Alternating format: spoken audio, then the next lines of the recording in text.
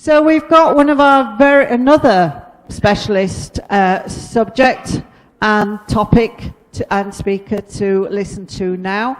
An unusual project, England's Immigrants 1330 to 1550. Some of you may have heard Bart give this talk, a version of this talk, I'm sure, in the past, so it will be really interesting to hear how the project is going. So I'd like to introduce Bart Lambert and hand over to him. Thank you.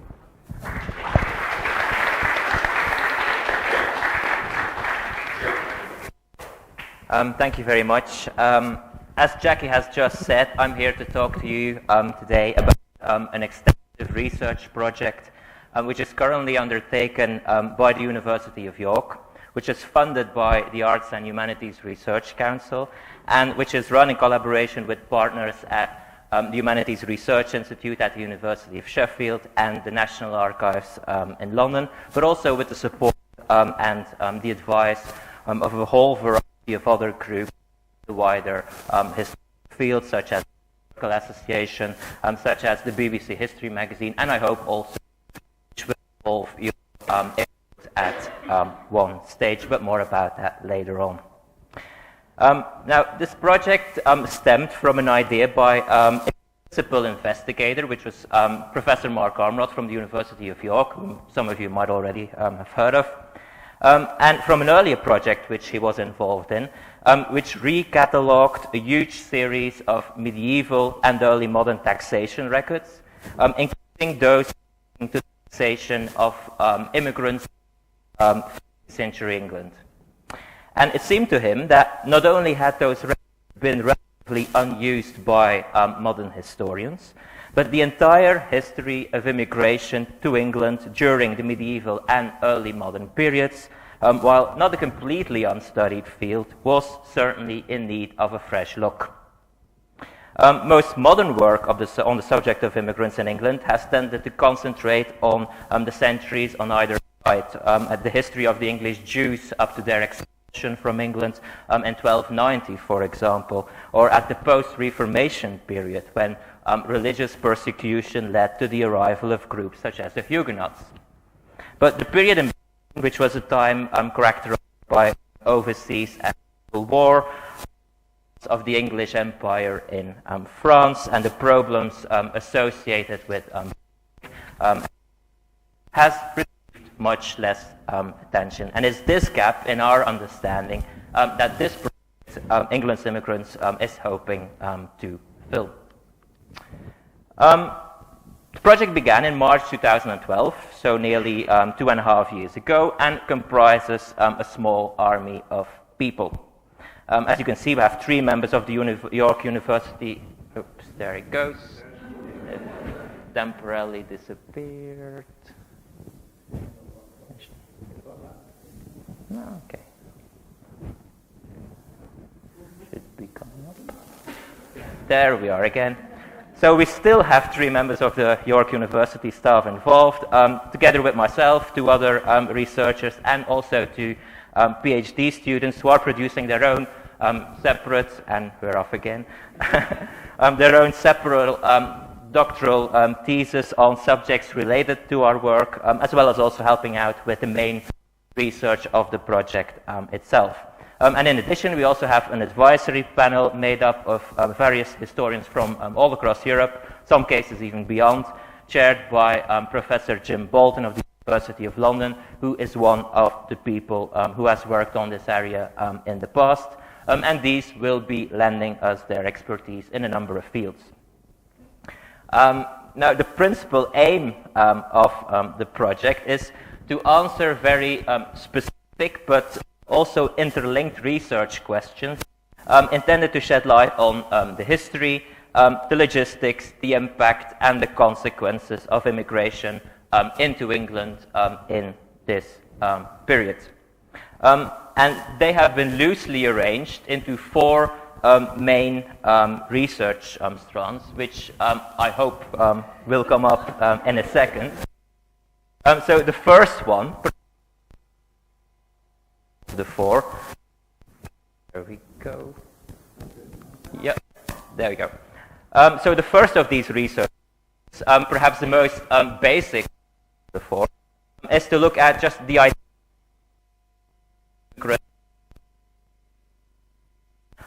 So who were they? How many of them were there? Where they come from, and where did they settle?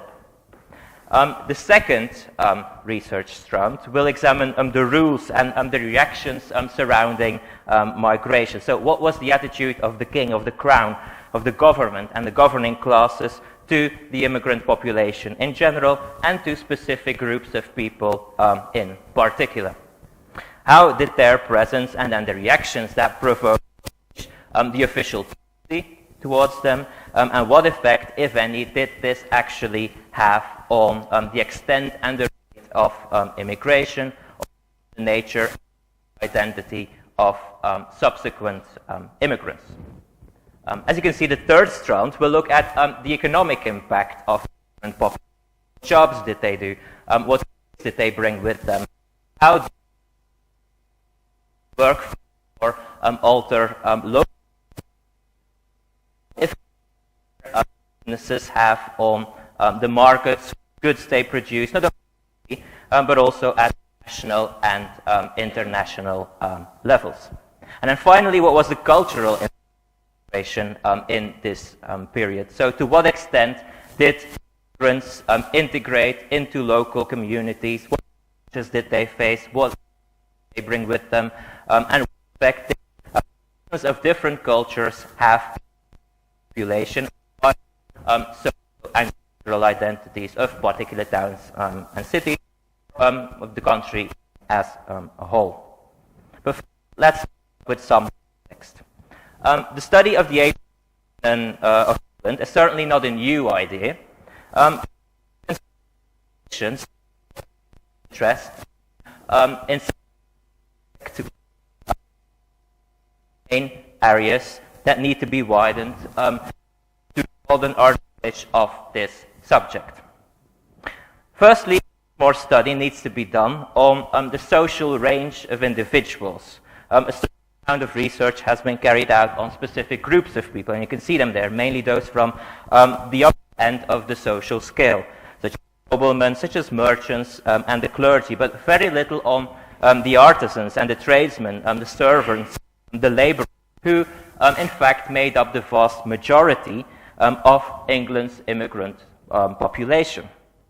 And of course, it's a rather more difficult area to work on. There are no big named individuals, and our conclusions will be restricted to general observations rather than the specifics.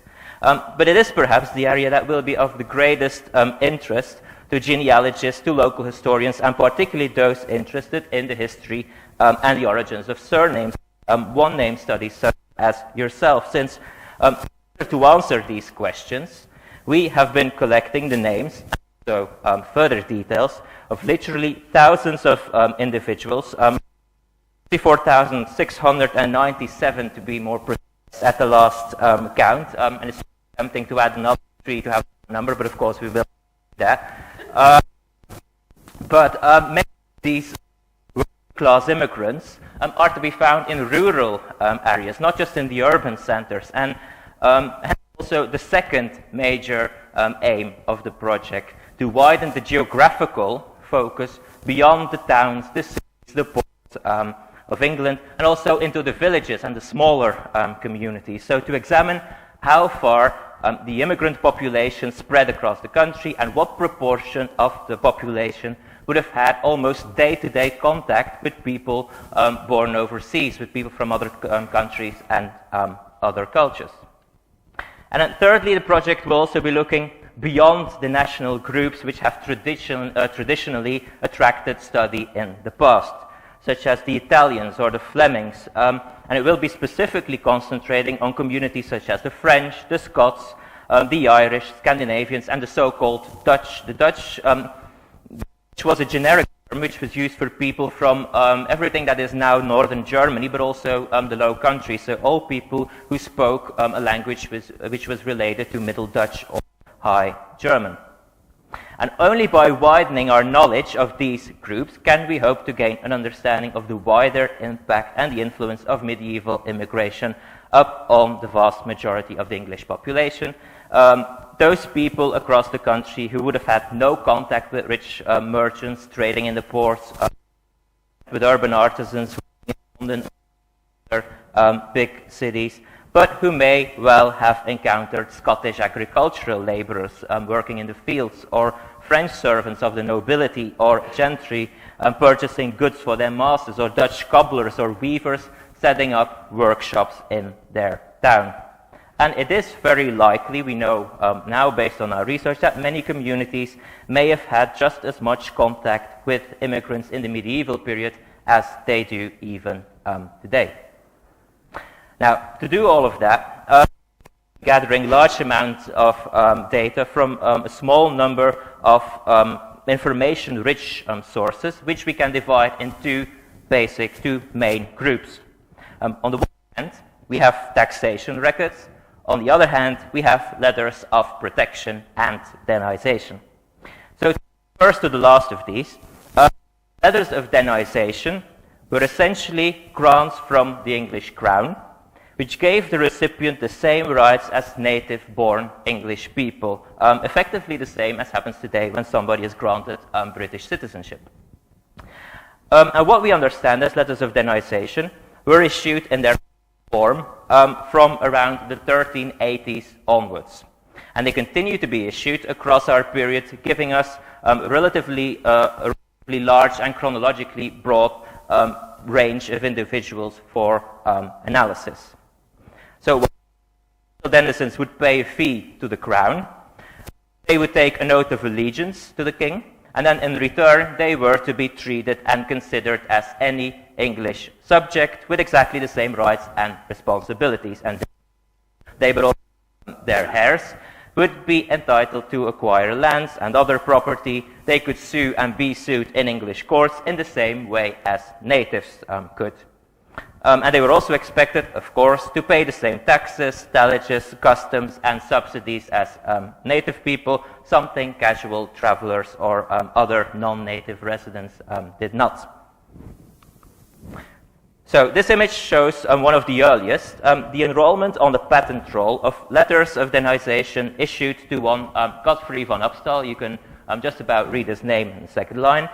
In June 1393, it's one of the earliest. And as it states, von Upstal was from Brabant. You can see it a little bit further in the text if your paleography is any good. So originating from Brabant, which was then a semi-independent duchy, now in modern-day Belgium and the Netherlands. Unfortunately, in this case, it doesn't state where in England he was living, but we know from additional research that he was resident not that far from here, and in fact the place where I took the train this morning in York. And it does, of course, include the information of perhaps most importance to the government. If you have a look right at the bottom, the fact that he was to pay 100 shillings for the privilege. And as I said, these letters continue to be issued across the whole period of our study, so the whole period 14th to the 16th century. But given the vastness of the task, because there are so many and they are dispersed among other documents, they have been surveyed through secondary printed sources, the edited calendars of patent rolls and the letters and paper volumes, which some of you might have worked with before, rather than from the original grants as these. For the 16th century, as some of you might also know, there is an index, William Page's edited index to the letters of denization published by the Huguenot Society, which is also very useful, but there are a number of problems with the accuracy of that edition. Some names are mistranscribed, others are missing completely. So for those, wherever possible, we have gone back, not only to calendars, but also to those original documents. In particular, three large rolls, which survive from the reign of Henry VIII. Literally hundreds, if not thousands, of individual granted letters of denization during the 1540s.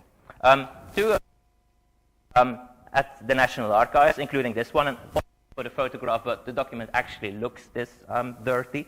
One is at Westminster Abbey. Westminster Roll, which is perhaps the most fascinating document because it contains names of 2,670 people, together with their places of origin, usually the region or country, but sometimes also the individual town overseas. It says where they moved to, it gives their age, their marital status, their occupation, and even how long they had lived in England, which is a vast amount of data if you compare it to other sources of the period. For example, there's a John A., perhaps originally Audron, who came from Brittany, who worked as a tailor in Romsey in Hampshire to the north of Southampton.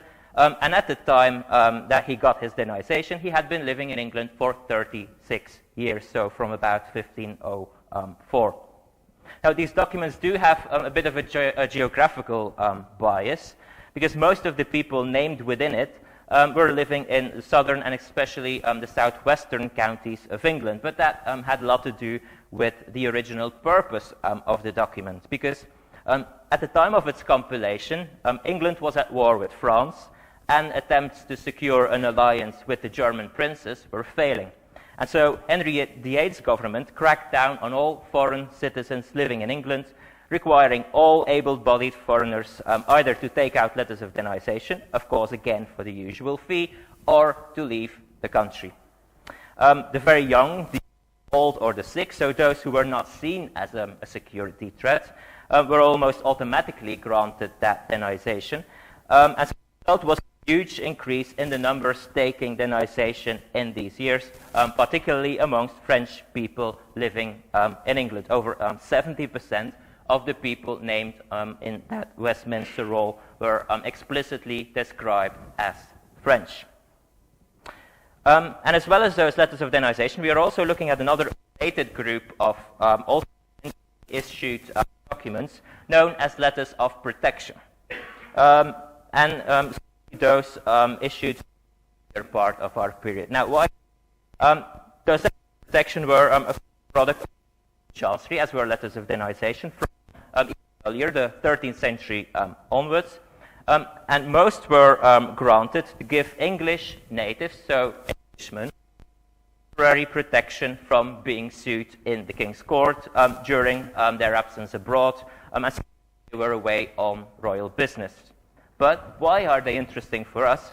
They were also granted to coming into the kingdom, and in such cases, those fell well short of the process of denization, so they didn't give anyone the rights of native-born people.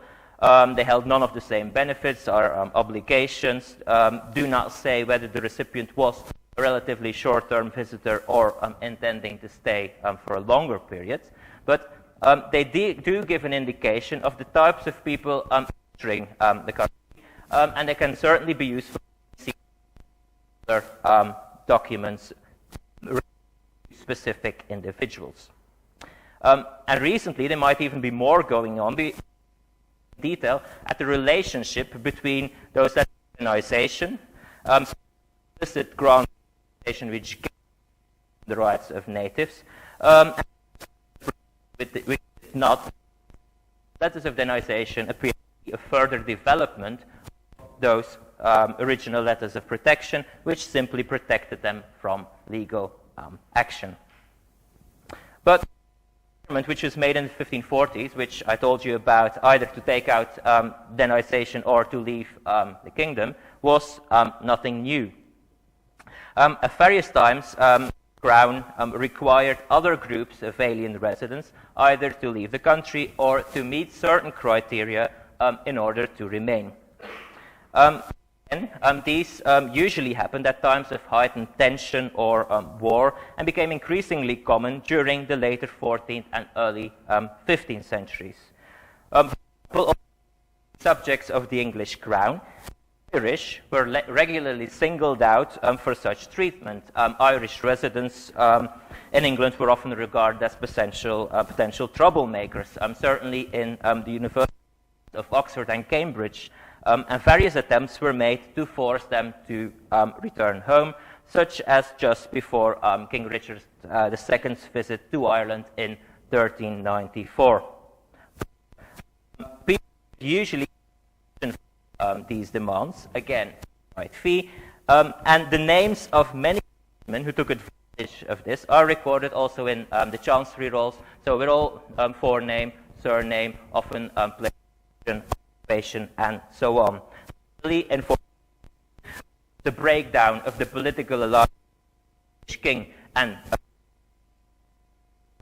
increased hostility towards the Flemings, who were subjects of the Duke of Burgundy, from countries, low countries, wanted to remain, were ordered to swear an oath of fealty to the English king and take out letters proving this, and the names of those who did are again enrolled on those patent rolls. And they list not only the names, but also occupations of origins of around 2,000 individuals, and also general impression of the parts of the country where they were living, so the places of residence. But even though these sources provide us with only a few, something like 7,000 altogether, which is a relatively small number if you look at how many of such people must have been resident within the country during this period.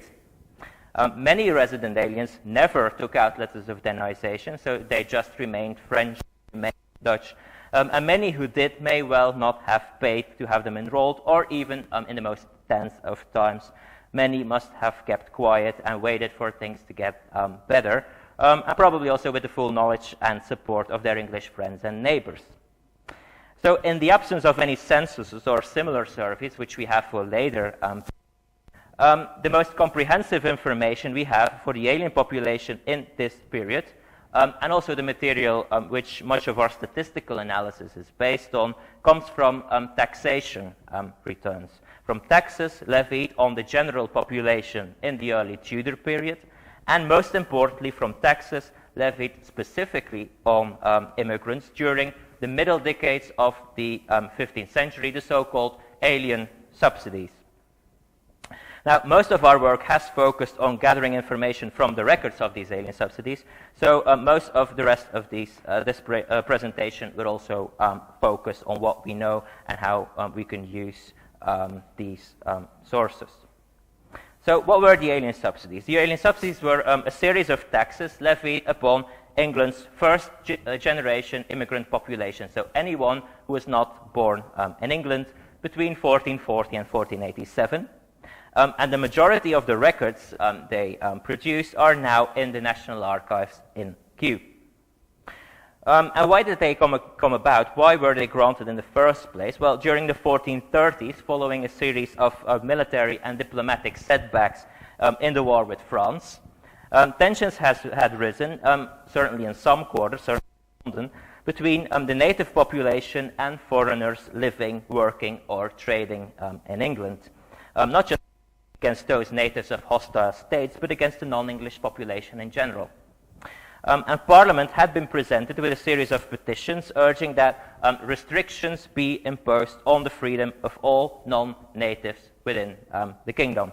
And they went ahead in the Parliament of 1439-1440, which was a very xenophobic almost gathering, which finally took action against what many of its participants saw as an unwelcome and potentially dangerous group within English society.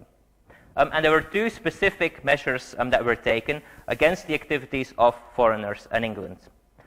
First of all, new laws were introduced to regulate trade by overseas merchants. So all trade by foreigners on English soil was banned, as was the movement of coinage out of the realm.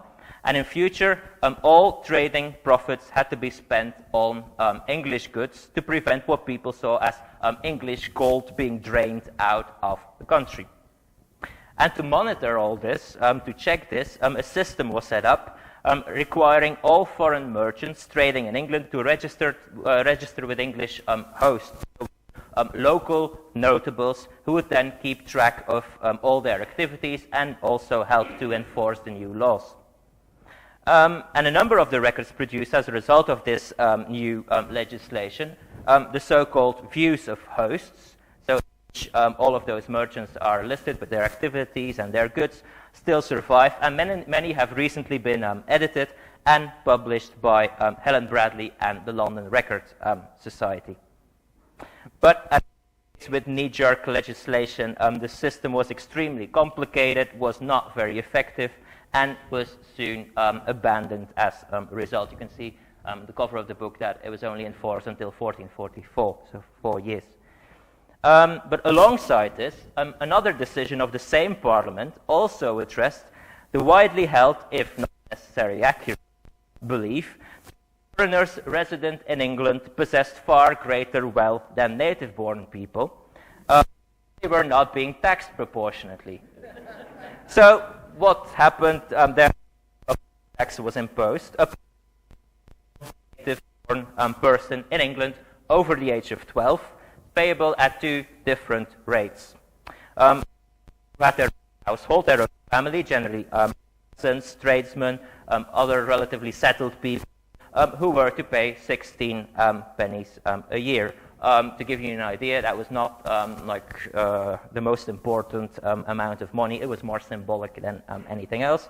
And then on the other hand, non-householders, mainly servants, laborers, apprentices, or other migrant workers, who were to pay 6 pence a year. There were relatively few exemptions. The Welshmen were specifically exempt, as was anyone who had purchased denization. Aliens married to English or Welsh husbands were also exempt, as members of orders. Alien wives of alien husbands were not explicitly exempt, but they were not generally charged, although they are often found named alongside their husband in the return. So we do have their details, but they were paying with their husband. And the administrative process was very long-winded, complicated one, and cannot have helped in the effectiveness of these taxes. So again, not much new. Assessments were made before the local juries at inquests held by the GPs and the sheriffs, and then lists of all those liable, all those who had to pay, were returned to the administration in Westminster, to the Exchequer. And the Exchequer would then send further orders back to, again, the sheriffs or other equivalent officials, so in the localities, ordering them to collect the tax, usually together with a new roll containing the names of the people previously to them. Tax was originally collected in 2 installments, one at Easter, one later the year of Michaelmas.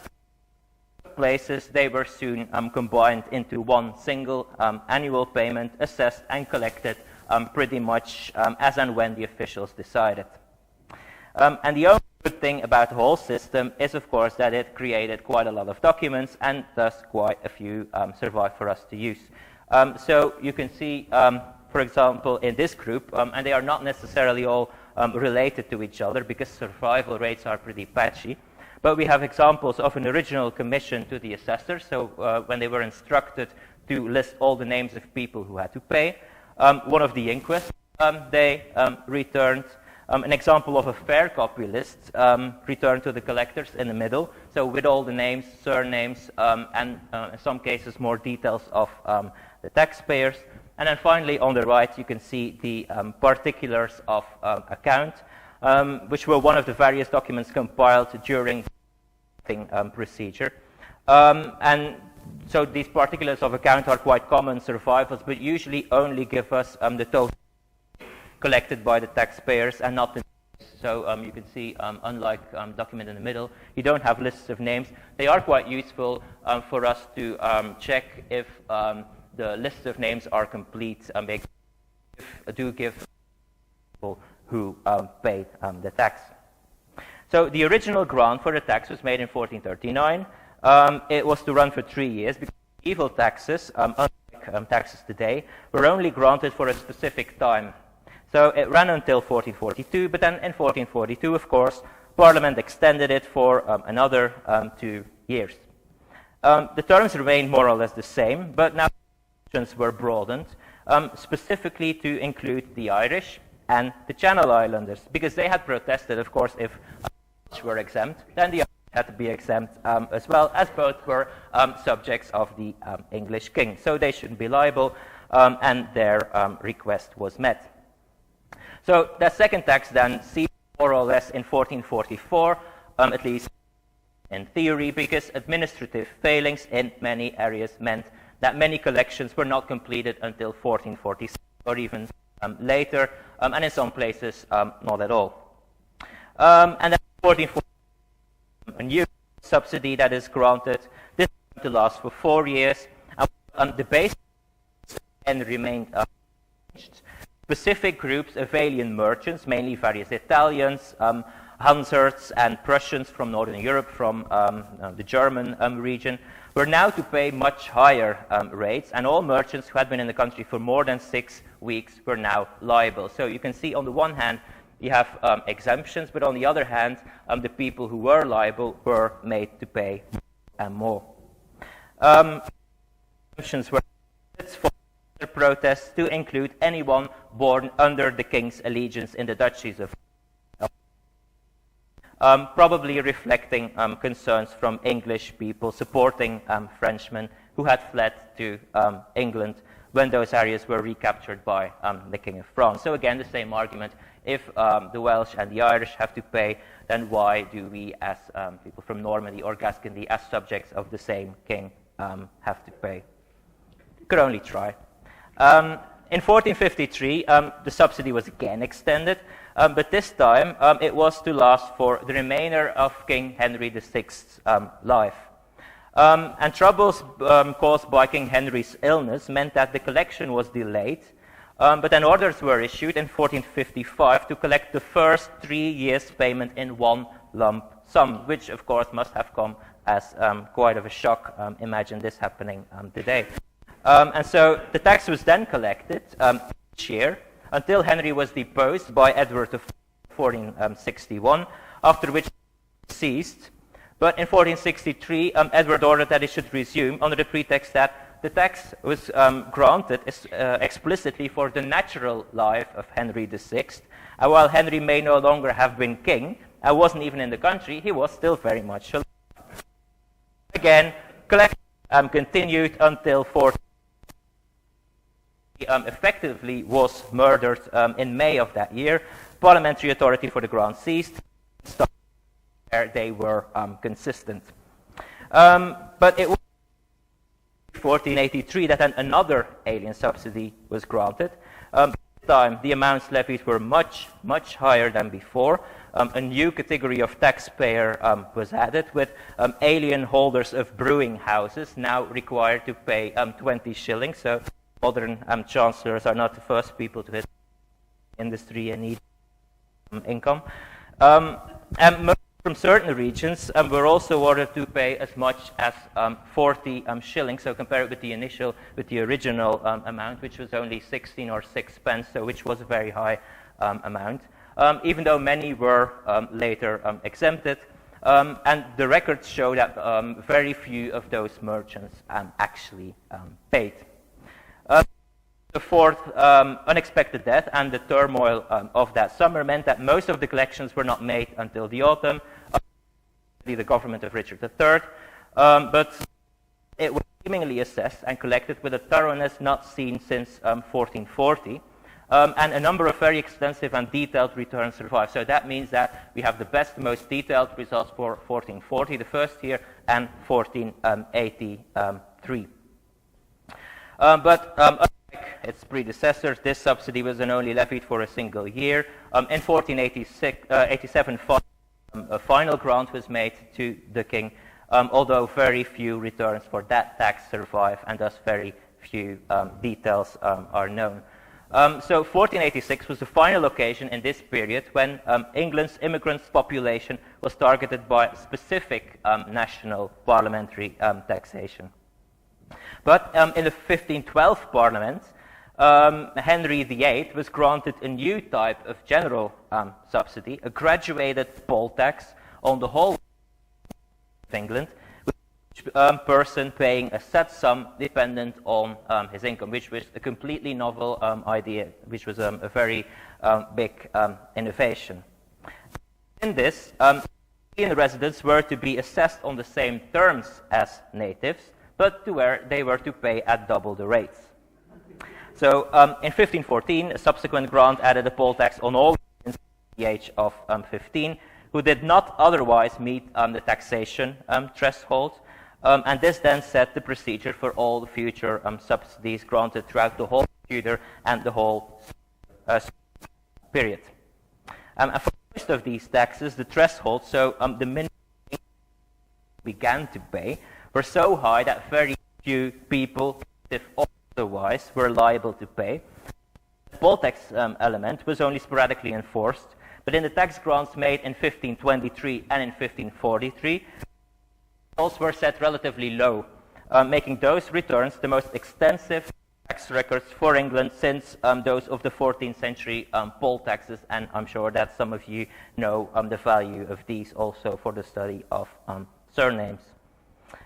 So these have been another important source of information for us trying to find out more about England's immigrant population.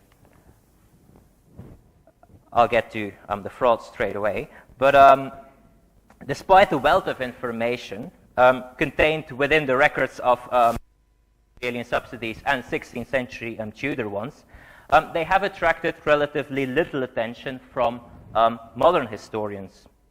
And probably the most widely known work to date is Sylvia Trupp's 1957 article. Sylvia Trupp was a Canadian historian who examined the returns of the first of these taxes, those collected in 1440.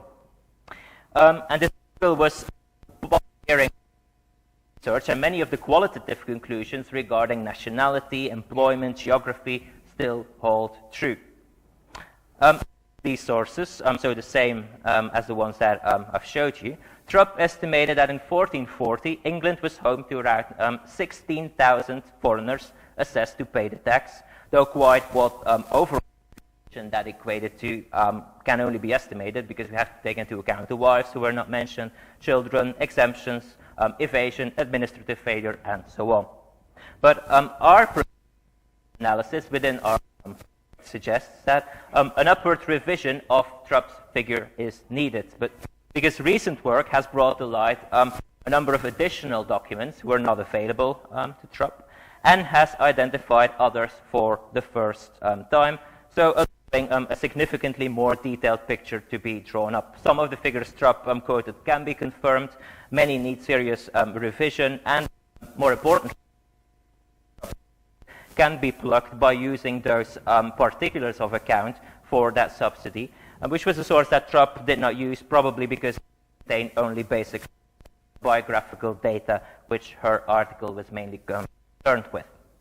So remain, but we now know that at least 17,500 people were assessed to pay the first year's collection of the 1440 subsidy, of which just over half actually paid. And it is possible that these figures might still increase as our searches still continue. But that would see a 10% increase on the figures first identified by Sylvia Trupp and used by an entire generation of since. Of course, what proportion of the whole English population that is presented is difficult to judge because estimates of the overall population of medieval England are very controversial. But it has been argued that this added up to about 1% of all people living in England at that time, which is just as high as what was recorded in the 1901 census, so at the start of the 20th century. And Professor Jim Bolton, using these sources to study the alien population of London and its suburbs, has suggested that even around 6% of the total population of the capital was comprised of immigrants at this time, and so only first-generation immigrants, only people not born in and not even in their children. In many of the bigger cities, and in London in particular, the proportion of the population who had parents, grandparents, or other more distant ancestors who had migrated to England must have been even higher.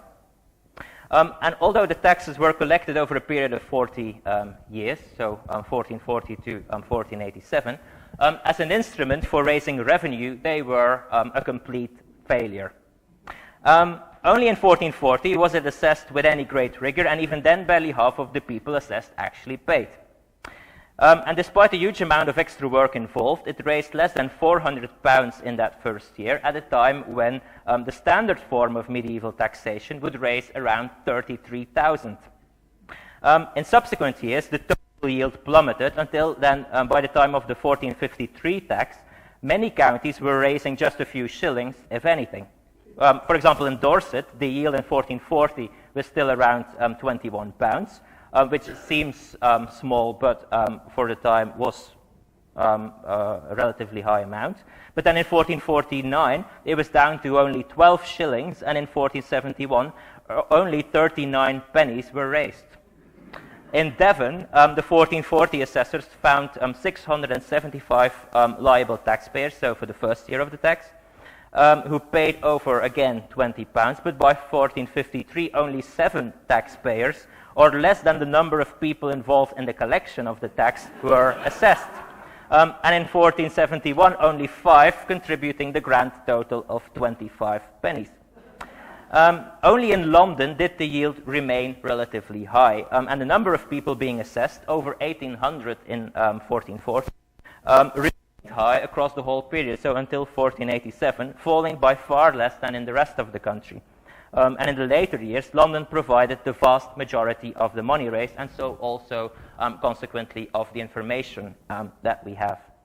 And that would suggest that the London authorities, possibly the very people responsible for the anti-immigrant propaganda which led to the imposition of the tax in the first place, were especially eager to implement the measures. And of course, London must also have been an easier place to assess and collect taxes than the hills of Cumberland or Devon. But clearly, the alien population of England did not all of a sudden disappear during this period, nor did immigration stop. We know this from other sources.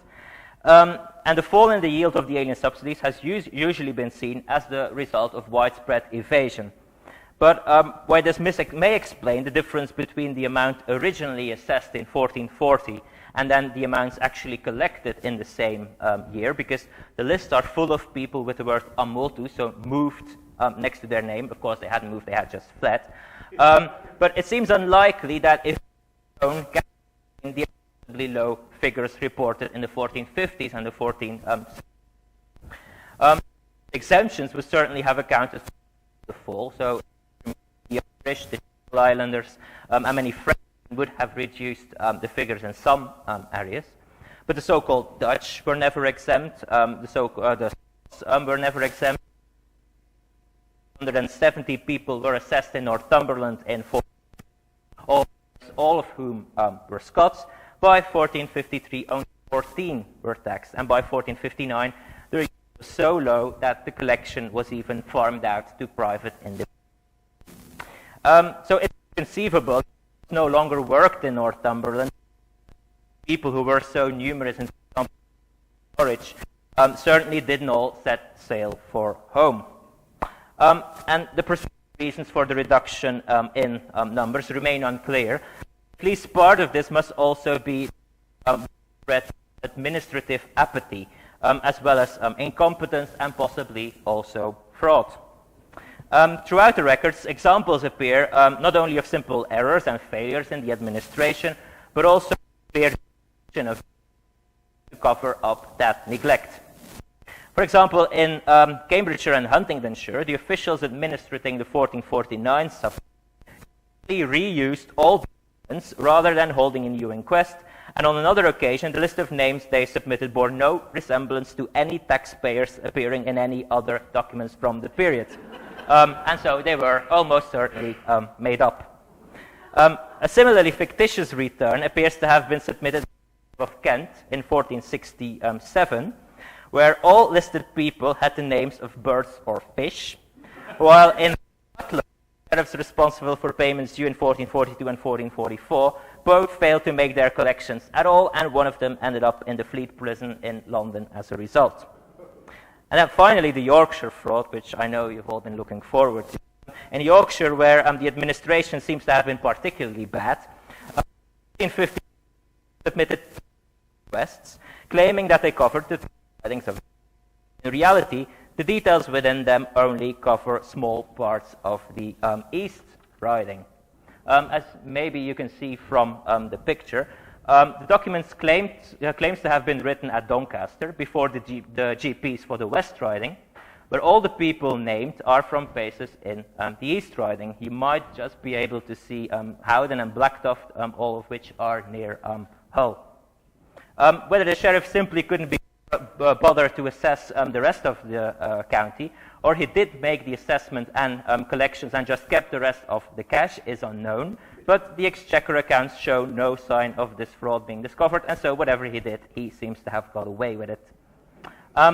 Obviously, in themselves, these examples cannot account for the nationwide reduction in the yield of these taxes across the whole period, or the reduction in the number of assessed people, but they all are almost certainly a symptom of a wider apathy towards it by the officials. Perhaps they couldn't be bothered to assess a tax that yielded so little, or perhaps, contrary to the xenophobic feelings being expressed from some quarters, the local juries no longer thought it fair to tax people as aliens who may have lived just amongst them for many years. It had also been suggested that the alien subsidies were not primarily a revenue-raising exercise at all, but rather a way for the Crown to keep alien populations, but this seems pretty unlikely, because there is no evidence to suggest that the returns were used for anything other than for the collection of the tax, and if it was, then it must have been an even bigger failure than it was as a tax, because even the collectors in 1440, gathering the sums assessed just a few weeks earlier, barely found half of the people in their list. And it's unclear quite what use the government would have had for long lists of people named simply as John Frenchman or Henry Dutchman, or servants listed only by their first names. But to emphasize that all these caveats, if you like, don't really jeopardize the value of the information, which in most cases is quite accurate. Of course, those were the most spectacular exceptions that I've given you. So what exactly have we done with all this information? This, I'm sure, will be the most interesting part of the presentation for you, because the names and the details of all the individuals we have discovered from these major sources, so about 65,000, have been entered into a database, which has been developed by our colleagues at the Humanities Research Institute in Sheffield, same people who have designed the Your Cause Papers database, which I think you are hearing more about this afternoon. Other online resources that you might be familiar with. So on this, run searches on, run searches on surnames, and also including all possible variants, aliases, forenames, specific places, both places of residence and places of origin, on nationalities or time periods, on occupations, and they can manipulate their results as they wish. So, to give you just an example, no immigrants were recorded in Pudsey, but, for example, if we run a search for all aliens living in Leeds, we get 11 results, 7 to Leeds in Yorkshire, 4 to Leeds in Kent. On the left-hand side, you'll see that we can refine these results and so filter out all those from Leeds and Kent. And we then see that of the 7 people in Leeds and Yorkshire, 5 came from France and 2 origin was not recorded. We can simply go to the individual record, so using the button on the right, and then we discover that William Fronchen, that he recorded in the document, a Frenchman paying the alien subsidy tax in April 1440, worked as a servant for Englishman John Timble in Leeds. We can show which other immigrants the tax related to, and who else was paying tax in their village or town. For example, Elizabeth Baxter, a Scottish woman living in Beverley in Yorkshire, paid the tax together with her husband, John Baxter, in 1440, as you can see. And on the very same day, the 5th of April 1440, 5 other people did, 4 of whom were Scots, 1 French. We have also developed a set of exciting tools that allow the user to visualize the data. So we can plot exactly where the 2,500 immigrants recorded in Yorkshire or that matter were living, or also where they came from. We can make charts and graphs here, for example, showing how strong the preponderance of Scottish people in the county really was. Now, I'm confident that we will be able to do this. What I mean, of course, is that you will be able to do this, because we're now ironing out the last glitches of them. But this fully searchable database will be made publicly available online, free to use for anyone who is interested, in the spring of next year. It will be launched at a very exciting presentations and talks and other activities in York, and this is the point where you all get your diaries out, on the 14th of February 2015. So what way to treat your loved one on Valentine's Day than together with the England's Immigrants team. So what general conclusions have we reached from our work so far, using, among others, this database?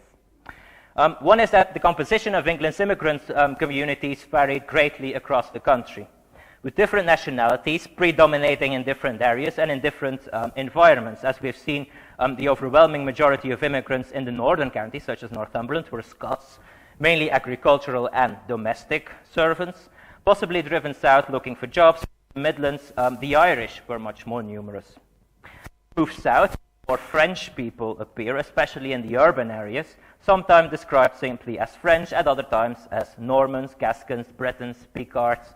So unfortunately, different the assessments, the level of detail and the terms used tended to vary considerably.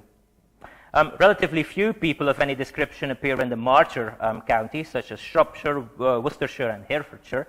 Obviously, those areas would have had a large Welsh population, but they were exempt, and so they don't appear in the tax records. But it's perhaps also likely that people of other nationalities escaped assessment due to confusion with the exempt Welsh. And then, as you move southwards and eastwards, many more so-called Dutch people appear. The Dutch were also much more common in the urban areas, certainly in London, and unlike the Irish or the Scots, much more regularly appear in artisan trades as carpenters, as shoemakers or weavers.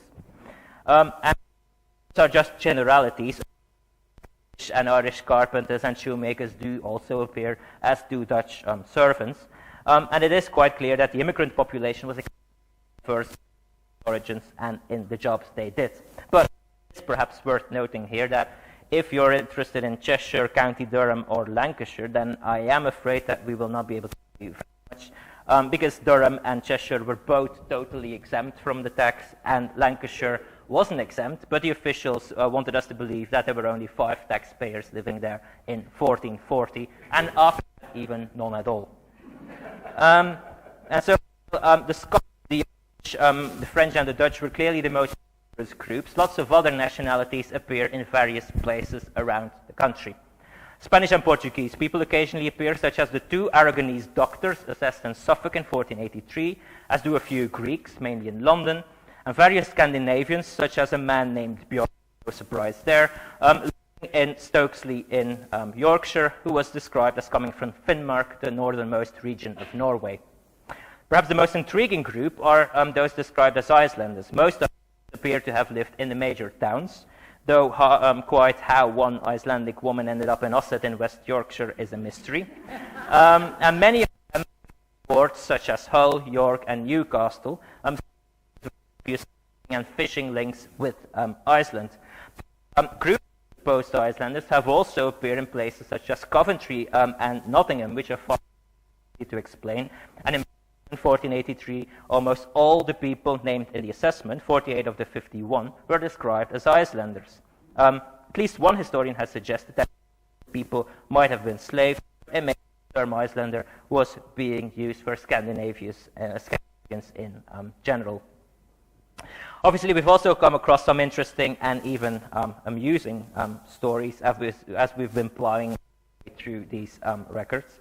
One such story appeared in Buckinghamshire, where in 1441, one Irish householder living in Langley March was noted simply as a certain tailor living next door to Thomas Fisher. Now, Fisher appears elsewhere in the request, once as the master of an alien servant, so who paid himself, but more importantly, of the document as one of the jurors making the assessment. So he was one of those people to whom those inquests were sent, and he had to identify the people living in his neighborhood who were.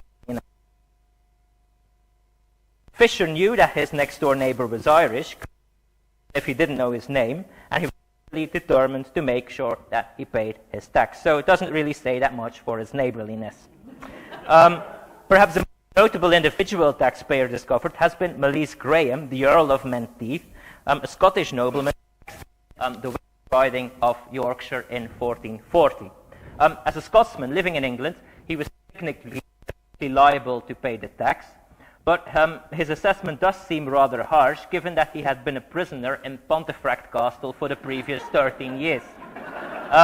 So he as a hostage for the payment of the long overdue ransom of King James I in 1427, and he was to stay there until released in 1453. Unfortunately, there's no indication of whether or not he actually paid or was just assessed, but he certainly didn't appear again, and it's probably safe to assume that he was one taxpayer who did not flee. In Lincolnshire, some of the earlier returns contain a number of people described as stile makers and brickmakers living in the South Riding of Lindsey, and it can be no coincidence that Lord Cromwell was building his huge brick castle at Tattersall at the same time, and one man in particular, Baldwin Brickmaker, taxed in Edlington, is almost certainly the man named in the building accounts as leading the brick-making exercise in the pits on Edlington Moor, and may even have been the chief architect of the castle. Elsewhere, it would also come as no surprise that Trinity Hall, one of the colleges in Cambridge, had a French chef already in 1443. And obviously, we've come across our fair share of weird and wonderful names, such as the various Scotsmen described pretty stereotypically as Jock Scott, a Dutchman called Hans Wobble, a Londoner with a rather prosaic name of Albright Rosegarden, plenty of others that I won't repeat in polite company, and then our current favorite, a London resident in 1440 with a rather unfortunate name of German Madman. So what I hope to provide here today is an introduction to our project and the records that we're using, the kind of questions that we have been looking to answer from this research, and most of all the potential it holds for a very historians, but also for you in particular. So at the end of the project, we'll be making the database freely available to all, but we will also be publishing our research in a variety of ways. So together with the database launch event in February, there will be a big international conference in York. We will publish reference papers, journal articles on specific aspects of it.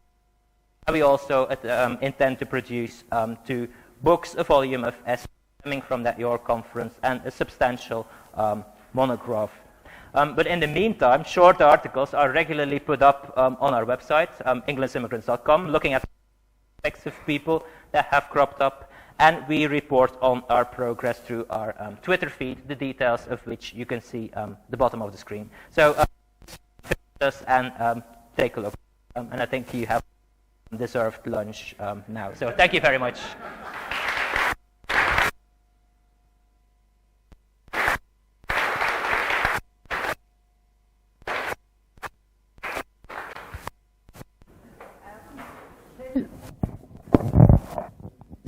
That's better. Since last hearing Bart's presentation, there's obviously been a lot of work on it, and seeing the potential finalised product is very good.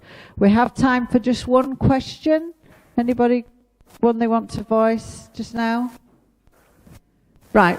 Well, so can we just first of all thank very much indeed for coming and giving us that fascinating presentation about unlocking documents that we are probably unlikely ever to be unlocking ourselves.